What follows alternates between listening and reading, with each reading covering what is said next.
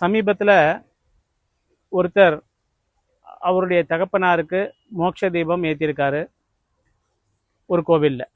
அதை வீடியோ எடுத்து அவங்களுடைய ஃபேமிலி குரூப்பில் ஷேர் பண்ணியிருக்காரு.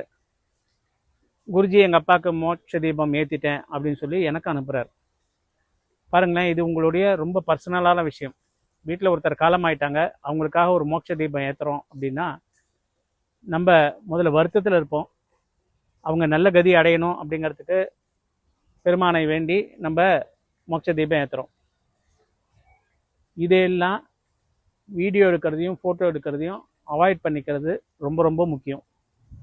அடுத்தது இன்னொரு அன்பர், அது என்னன்னு சொல்கிறதுன்னு தெரியல, அவர் அவங்களுடைய உறவினர் ஒருத்தர் காலமாயிட்டாங்க, அந்த அஸ்தியை கொண்டு போய் காசியில் கரைக்கிறாரு.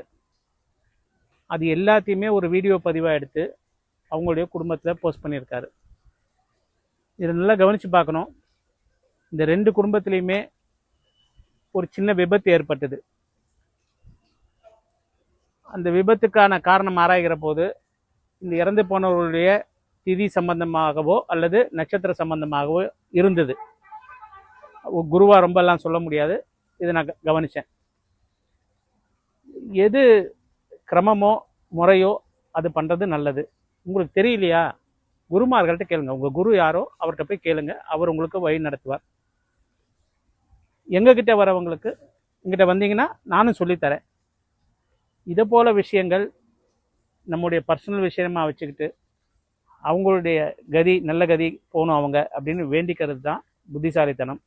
இந்த விஷயத்த இன்னைக்கு நம்ம தெரிஞ்சிட்டு இருக்கோம். இதை நிறைய பேருக்கு அனுப்புங்க, தெரியாமல் அவங்க தவறு செய்யாமல் இருக்கட்டும். நன்றாக குருவாழ்க, குருவே துணை.